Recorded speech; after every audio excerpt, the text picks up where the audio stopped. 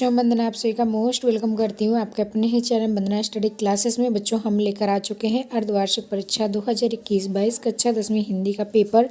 तो इस पेपर को पूरा सॉल्यूशन सहित आपको बताने वाले हैं, तो वीडियो में लास्ट तक जरूर बने रहिएगा। अगर वीडियो आपके लिए थोड़ा सा भी यूजफुल रहा है तो वीडियो को लाइक ज़रूर कर लें, चैनल को सब्सक्राइब कर लें, ज़्यादा से ज़्यादा अपने दोस्तों में फ्रेंड्स ग्रुप में ज़रूर शेयर कर दें ताकि आपके दोस्तों को भी पूरा पेपर सॉल्यूशन मिल पाए। तो चलिए बच्चों स्टार्ट करते हैं। 3 घंटे का आपका पेपर आएगा, पूर्णांक आपका 80 अंक का रहेगा और निर्देश दिए होंगे, ये निर्देश आपको पढ़ लेना है। इसके बाद चलिए देख लेते हैं। पहला क्वेश्चन बच्चों आपका आता है सही विकल्प चुनकर लिखिए। ठीक, तो इनके सही विकल्प के पहले क्वेश्चन आंसर दोनों देख लेते हैं। इसके बाद रिक्त स्थान सही जोड़े और आपके एक अंक के, 2 अंक के, 3 अंक के सारे क्वेश्चन का सॉल्यूशन सहित देखेंगे। अगर बच्चों इसकी पीडीएफ आपको चाहिए तो पीडीएफ भी मिल जाएगी। आपको गूगल पर सर्च करना है वंदनाक्लासेस.com। ठीक, वंदनाक्लासेस.com आपको गूगल पर सर्च करना है। पूरा आपको सॉल्यूशन पीडीएफ हमारी वेबसाइट पर मिल जाएगा, आप वहां से डाउनलोड कर पाएंगे। ठीक, चलिए बच्चों पहला क्वेश्चन देखते हैं। उद्धव ने गोपियों को क्या संदेश दिया? तो उद्धव जी ने गोपियों को क्या संदेश दिया था? योग साधना का, प्रेम का, भक्ति का, कर्म का। ठीक, तो उद्धव जी ने गोपियों को योग और साधना का संदेश दिया था, तो इसका राइट आंसर फर्स्ट वाला हो जाएगा। ठीक, तैयार कर लेना है आपको। इसके बाद नेक्स्ट क्वेश्चन देखेंगे। शिव धनुष के टूटने पर कौन क्रोधित हो गया? तो बच्चों जब सीता स्वयंवर हो रहा था और राम जी ने धनुष तोड़ा था, तो शिव धनुष टूटने पर कौन क्रोधित हो गया था? विश्वामित्र, दुर्वासा, परशुराम, सहस्त्रबाहु। ठीक, तो इसका राइट आंसर क्या हो जाएगा? लगभग सभी बच्चों को पता होगा। अगर नहीं पता तो बच्चों इसका राइट आंसर हो जाएगा परशुराम। ठीक, तो इसका परशुराम राइट आंसर आपको तैयार कर लेना है। परशुराम जी लक्ष्मण जी की बातों पर भी गुस्सा हो गए थे और शिव धनुष टूटने पर बहुत ही ज़्यादा क्रोधित हो गए थे। ठीक, नेक्स्ट क्वेश्चन देखें। हेलो स्टूडेंट, मैं आपको एक न्यू ऐप के बारे में बताऊंगी जो कि स्टूडेंट में बहुत ही ज़्यादा पॉपुलर होता जा रहा है। चाहे कोई भी क्वेश्चन हो या डाउट हो या कॉन्सेप्ट ना समझ में आए, कोर्स या जेई नीट पढ़ाई में कोई भी दिक्कत आ रही हो, उसका सॉल्यूशन मिलेगा फिलो ऐप में। अपने डाउट को किसी भी टाइम क्लियर करें इन 3 स्टेप पर। पहले आपको प्ले स्टोर या ऐप स्टोर में ऐप डाउनलोड कर लेना है, अपने फ़ोन नंबर से साइन अप कर लेना है। इसके बाद अपने क्वेश्चन की फ़ोटो खींचे या टाइप करके क्वेश्चन भेज सकते हैं। 16 सेकंड में इंडिया के टॉप स्नैप कॉल पर कनेक्ट कर देगा। अगर आप मेरा कोड यूज करते हैं तो आपको 10% डिस्काउंट मिलेगा। मेरा कोड है BWE001। देखेंगे नेताजी की मूर्ति तैयार करने वाले का क्या नाम था? नेताजी की मूर्ति जिसने तैयार की थी उसका क्या नाम था? मोतीलाल, किशोरीलाल, रामलाल, श्यामलाल। ठीक, तो उसका नाम था बच्चों मोतीलाल। तो इसका फर्स्ट वाला राइट आंसर हो जाएगा। जिसने नेताजी का चश्मा तैयार किया था उसका मोतीलाल नाम था। ठीक, नेक्स्ट क्वेश्चन देखेंगे। चौथा नंबर, गोपियाँ किसे बड़भागी कह रही हैं? गोपियाँ किसे बड़भागी कह रही हैं? स्वयं को, कृष्ण को, उद्धव को, सूरदास को। तो उद्धव को बड़भागी कह रही हैं गोपियाँ। ठीक, तो इसका राइट आंसर ग नंबर हो जाएगा। इसके बाद नेक्स्ट देखेंगे। 5वां नंबर है समास के प्रकार कितने होते हैं? तो समास कितने प्रकार का होता है? 1 प्रकार का, 2 प्रकार का, 4 प्रकार के, 6 प्रकार के। ठीक, तो समास आपके मोस्टली होते हैं 4 प्रकार के, लेकिन आपका जो दूसरा वाला समास होता है उसमें आपके 2 प्रकार होते हैं, तो इस तरीके से पूरे 6 हो जाते हैं। ठीक, तो इसके प्रकार कितने हो जाएंगे? समास के आपके 6 प्रकार हो जाएंगे। इनमें से आपका आता है अव्ययीभाव समास, अव्ययीभाव समास। इसके बाद तत्पुरुष समास, तत्पुरुष समास। ठीक, द्विगु समास, द्वंद्व समास, कर्मधारय समास और आपका 6वां होता है बहुब्रीहि समास।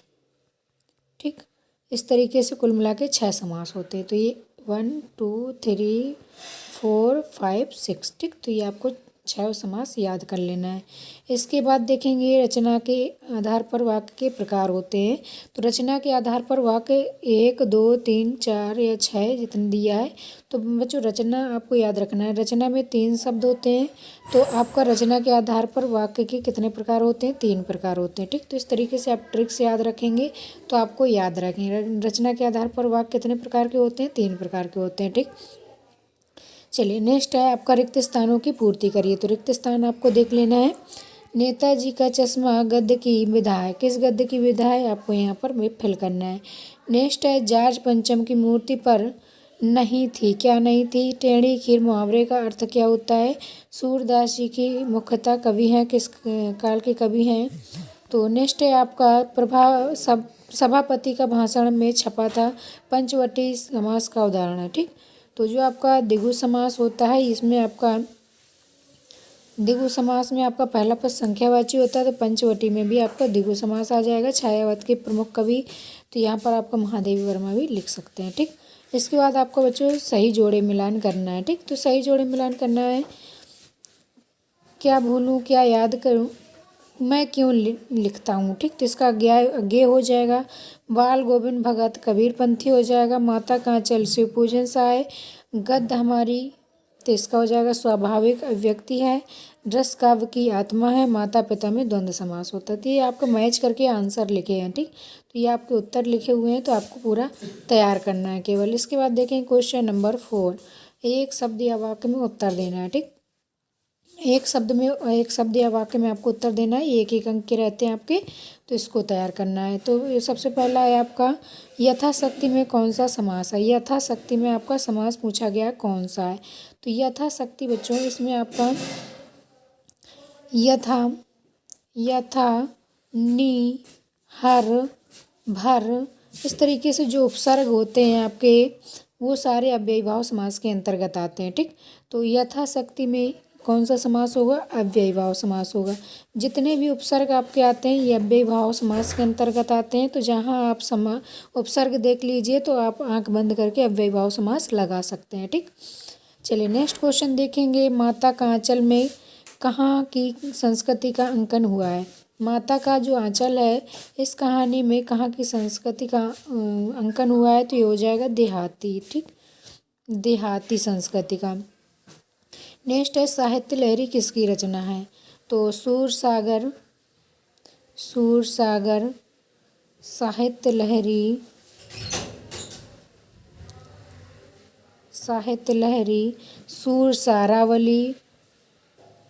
सूरसारावली ये सारी किसकी रचना है, सूरदास जी की रचना है। ठीक, तो इसका राइट आंसर क्या हो जाएगा बच्चों, सूरदास। इसके बाद नेक्स्ट देखेंगे एक से अधिक अर्थ देने वाले शब्द क्या कहलाते हैं।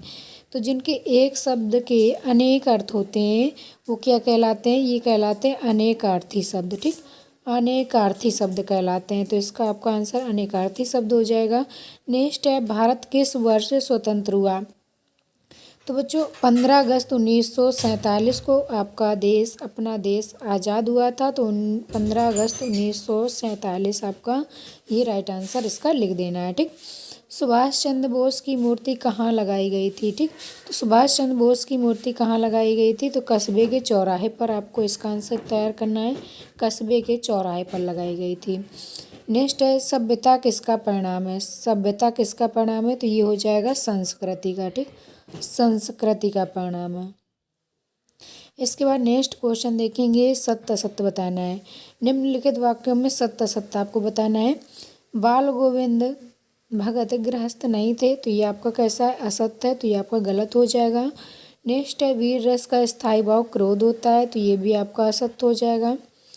वीर रस का जो स्थायी भाव होता है वो होता है उत्साह। ठीक, तो ये उत्साह न लिखकर क्या लिखा है, क्रोध होता है, तो ये आपका गलत हो जाएगा।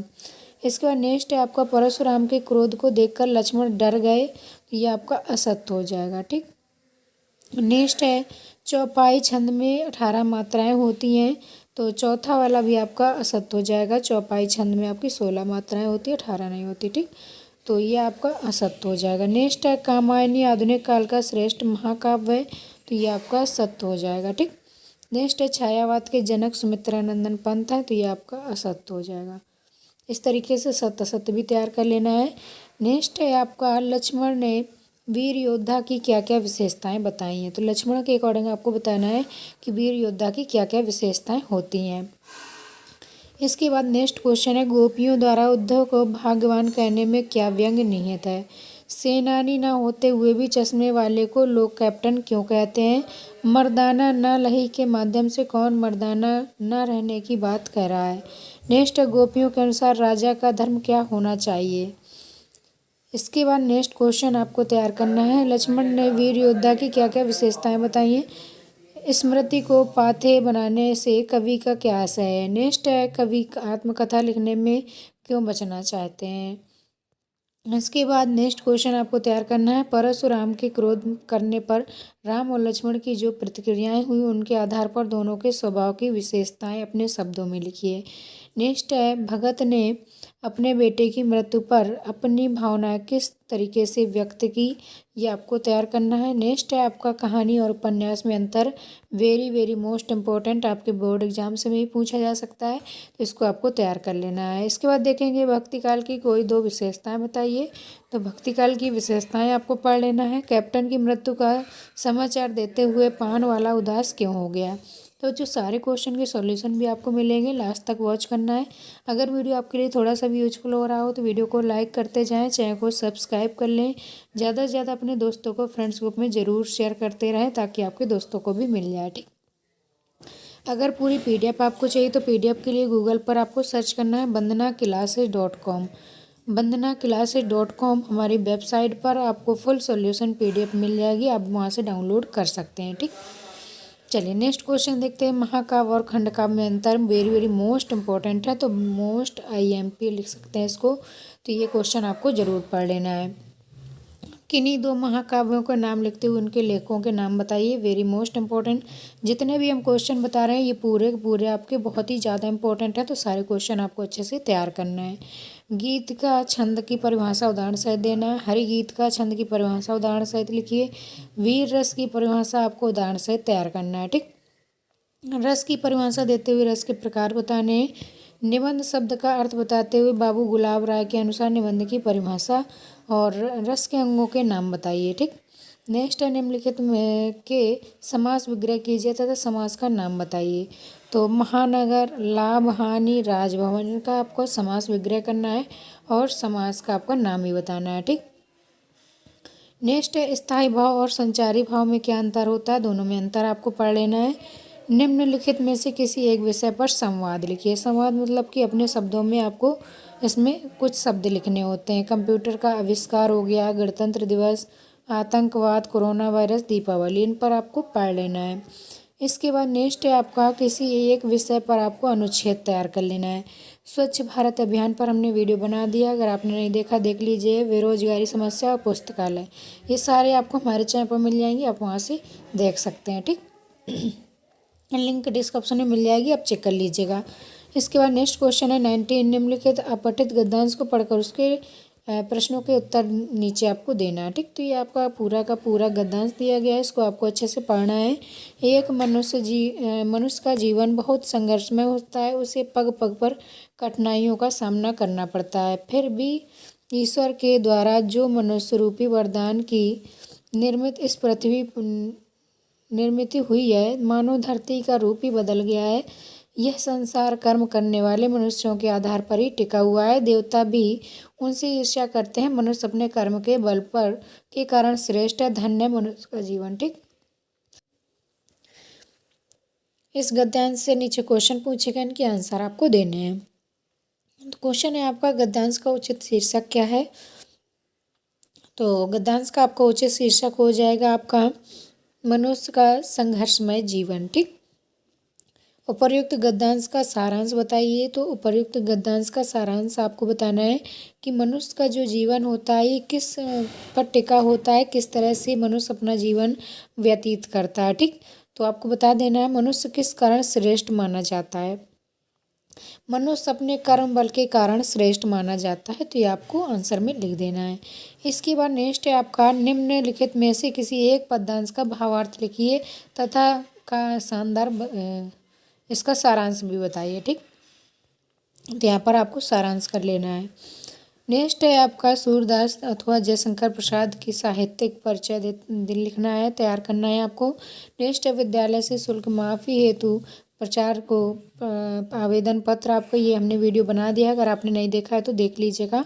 इस पर आपको लेटर एप्लीकेशन पर वीडियो बन चुके हैं ऑलरेडी, तो आप वहाँ से देख लीजिएगा। ये बहुत ही ज़्यादा इम्पोर्टेंट है, शुल्क मुक्ति वाला, तो ये आपको देख लेना है। ट्रांसफ़र वाला देख लेना है, तो ये आपका शाला स्थानांतरण वाला। और अपने प्रचार महोदय बुक बैंक से पूछना है कि बुक बैंक से आपको बुक लेने के लिए आप एप्लीकेशन लिख सकते हैं। इसके बाद नेक्स्ट है, निम्नलिखित में से किसी एक विषय पर संक्षिप्त किंतु सार गर्भित निबंध लिखिए। तो ये आपको निबंध तैयार करना है। कोरोना वायरस, विज्ञान के बढ़ते चरण, पर्यावरण प्रदूषण, नारी शिक्षा का महत्व, पर्यावरण प्रदूषण। ठीक बच्चों, ये वीडियो आपके लिए थोड़ा सा भी यूजफुल रहा हो तो वीडियो को लाइक कर लें, चैनल को सब्सक्राइब कर लें, ज़्यादा से ज़्यादा अपने दोस्तों को फ्रेंड्स ग्रुप में ज़रूर शेयर कर दें, ताकि आपके दोस्तों को भी ये पूरा का पूरा पेपर सॉल्यूशन मिल पाए।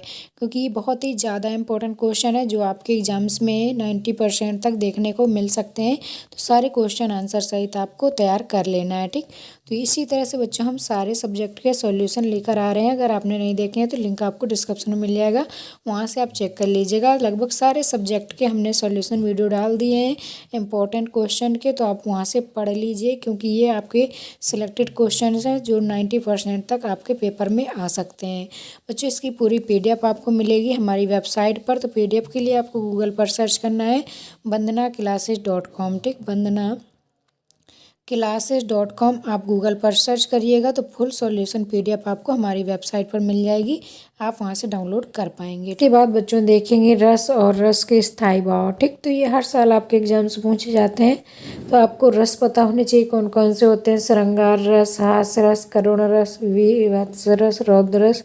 इस तरीके से इनके आपके स्थायी भाव भी पूछे जाते हैं। ठीक, तो ये स्थायी भाव भी आपको तैयार कर लेना है। स्थायी भाव होता है श्रृंगार रस का रति, हास रस का हास, और करुण रस का स्थायी भाव होता है शोक, और विभत्स रस का होता है जुगुप्सा, और आपका रौद्र रस का स्थायी भाव होता है क्रोध। इसके बाद नेक्स्ट है आपका अद्भुत रस। अद्भुत रस का स्थायी भाव होता है विस्मय। और 7 नंबर है आपका वीर रस। वीर रस का स्थायी भाव होता है उत्साह। और 8वां है आपका शांत रस। शांत रस का आपका स्थायी भाव होता है निर्वेद। नेक्स्ट है आपका भयानक रस। भयानक रस का आपका होता है भय। वात्सल्य का होता है वात्सल। ठीक, तो इस तरीके से आपके स्थायी भाव हर साल एग्जाम से पूछे जाते हैं, तो ये बोर्ड एग्जाम्स के लिए भी बहुत ही ज़्यादा इंपॉर्टेंट है। तो पूरे स्थायी भाव आपको एक बार ज़रूर पढ़ लेना है। चलिए बच्चों, नेक्स्ट क्वेश्चन देखते हैं। नेक्स्ट क्वेश्चन है आपका very very most IMP question है, तो इस क्वेश्चन को भी आपको तैयार कर लेना है। नेक्स्ट क्वेश्चन है आपका संचारी भाव एवं स्थायी भाव में अंतर बताइए। ठीक, तो स्थायी भाव और संचारी भाव में क्या डिफरेंस होता है, अंतर आपको स्पष्ट करना है। स्थायी भाव क्या होते हैं, स्थायी भाव एवं संचारी भाव में प्रमुख अंतर इस तरीके से आपको पढ़ लेना पूरा, बहुत ही ज़्यादा इम्पोर्टेंट है, हर साल पूछा जाता है। तो जो मानव के हृदय में सुषुप्त रूप में रहने वाले मनोभाव स्थायी भाव कहलाते हैं, जबकि हृदय में अन्य अनंत भाव जागृत तथा विलीन होते रहते हैं, उनको संचारी भाव कहते हैं। ठीक, इसके बाद नेक्स्ट पॉइंट है आपका स्थायी भाव स्थायी रूप से हृदय में विद्यमान रहते हैं, जबकि संचारी भाव कुछ समय तक रहकर समाप्त हो जाते हैं। नेक्स्ट है आपका स्थायी भाव उद्दीपन के प्रभाव से उद्दीप्त होते हैं, जबकि संचारी भाव स्थायी भाव के विकास में सहायक होते हैं। नेक्स्ट है चौथा आपका स्थायी भावों की कुल संख्या होती है 10 और संचारी भावों की कुल संख्या होती है 33। ठीक, इस तरीके से आपको संचारी भाव और स्थायी भाव के बारे में दोनों में डिफरेंस आपको तैयार कर लेना है। नेक्स्ट बच्चों आपकी काव्य की परिभाषा लिखिए और इसके भेद बताइए। तो काव्य की परिभाषा और भेद आपको तैयार करना है। काव्य हमारे भावों विचारों की शाब्दिक अभिव्यक्ति है, जो आनंद की अनुभूति कराने पर होने के कारण संक्षरणीय है। आचार्य विश्वनाथ ने इसकी परिभाषा दी है रसात्मक वाक्यम काव्यम। ठीक, इसके 2 प्रकार होते हैं, श्रव्य काव्य और दृश्य काव्य। ठीक, तो इस अंतर आपको पढ़ लेना है। इसके बाद नेक्स्ट है आपका श्रव्य काव्य तथा दृश्य काव्य के भेद। ठीक, तो ये भेद आपको पढ़ लेना है। श्रव्य काव्य के 2 भेद होते हैं, प्रबंध काव्य और मुक्तक काव्य। और प्रबंध काव्य के 2 भेद होते हैं, महाकाव्य और खंड काव्य। मुक्तक काव्य के फिर 2 भाग होते हैं, पाठ्य मुक्तक और गेय मुक्तक। और नेक्स्ट है आपका दृश्य काव्य के नाटक और एकांकी भेद होते हैं। ठीक, इस तरीके से भेद आपको पढ़ लेना है। नेक्स्ट है महाकाव्य किसे कहते हैं। दो प्रमुख महाकाव्यकारों के नाम और उसने उनकी रचना लिखना है। ठीक, रचनाकारों के नाम लिखना है। पहले आपको महाकाव्य की परिभाषा बतानी है, फिर दो महाकाव्य बताने हैं, उनके रचनाकारों के नाम भी बताने हैं। तो चलिए देख लेते हैं महाकाव्य क्या होता है बच्चों। महाकाव्य एक विस्तृत होता है, इसमें प्रकृति का विशद चित्रण होता है, जीवन के समग्र रूप का उल्लेख होता है तथा पात्रों की संख्या अधिक होती है।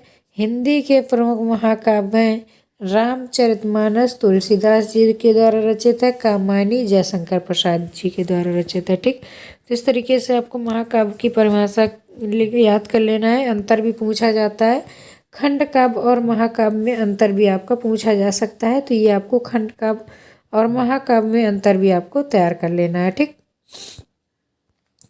नेक्स्ट है आपका खंड काव्य किसे कहते हैं। किन्हीं चार खंड काव्यों के नाम बताइए। तो खंड काव्य क्या होता है बच्चों।